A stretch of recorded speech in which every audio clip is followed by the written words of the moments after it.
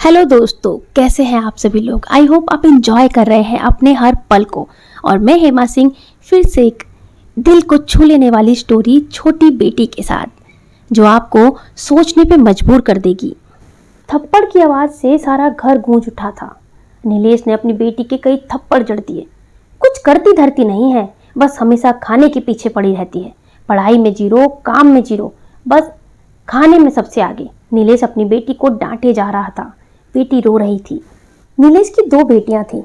उसमें छोटी बेटी कुछ सीधी थी या कहीं प्री मैच्योर्ड थी। 13 साल की होने के बाद भी उसका मन 7 से 8 साल के बच्चे के जैसा था। उसका शारीरिक विकास तो सामान्य था, पढ़ाई में भी ज़्यादा अच्छी नहीं थी। उसके कारण पति पत्नी दोनों चिंतित रहते। आध्यात्मिक प्रवृत्ति का नीलेश वैसे तो अपनी दोनों बेटियों से बहुत प्यार करता था, परंतु कभी कभी गुस्से में आपा खो देता। ऑफिस से आते ही जब पत्नी ने छोटी बेटी की शिकायत की तो वो गुस्से से पागल हो गया। तुमने ये चॉकलेट बिना पूछे क्यों ली?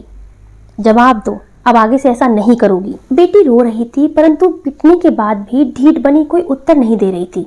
इससे नीलेश और ज्यादा आग बबूला हो गया और खड़ी हुई बेटी को पीछे की ओर धक्का दे दिया।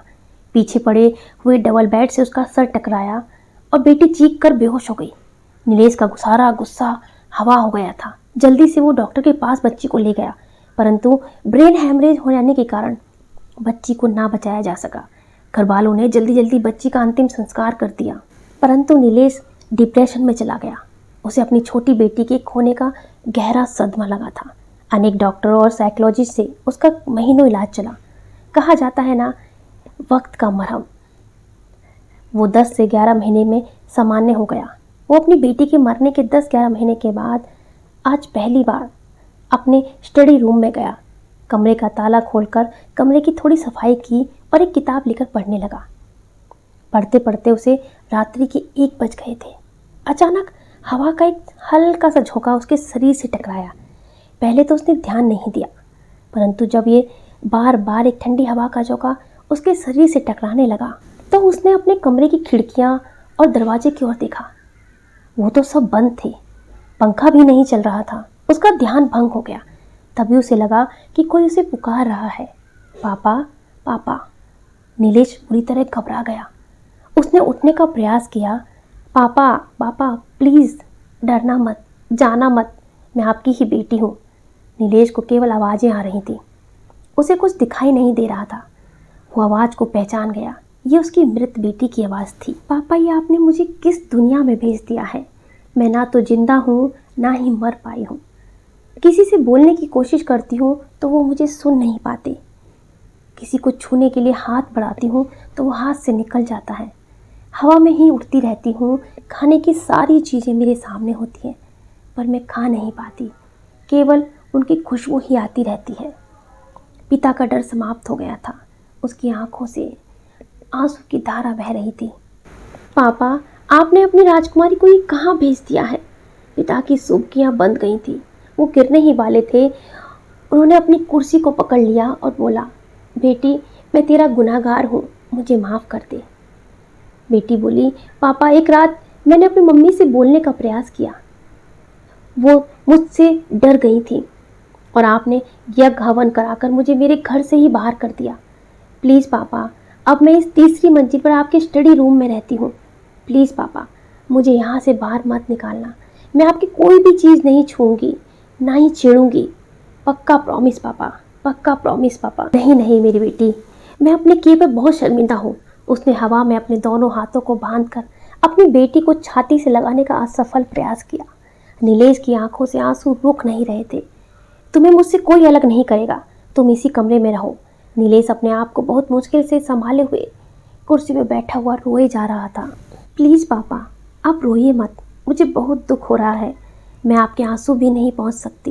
एक ठंडी हवा का झोंका पिता के चेहरे से टकराया।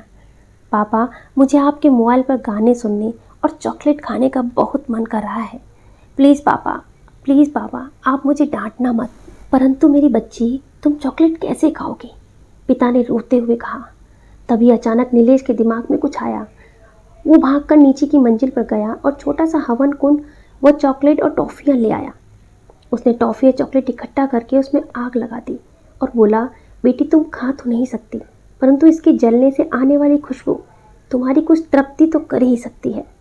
नीलेश ने सुबकते हुए अपने आंसू को पोंछते हुए कहा, बेटी मैं तुम्हारी आत्मा की शांति के लिए और तुम्हें अपने घर में वापस बुलाने के लिए चंद्रायण व्रत और माँ गायत्री का महापश्चाताप करूँगा और ईश्वर से अपने पाप कृत्य की क्षमा मांगूंगा और प्रार्थना करूंगा कि तुम्हें पुनः मेरे घर में मेरी बेटी बनाकर भेजे।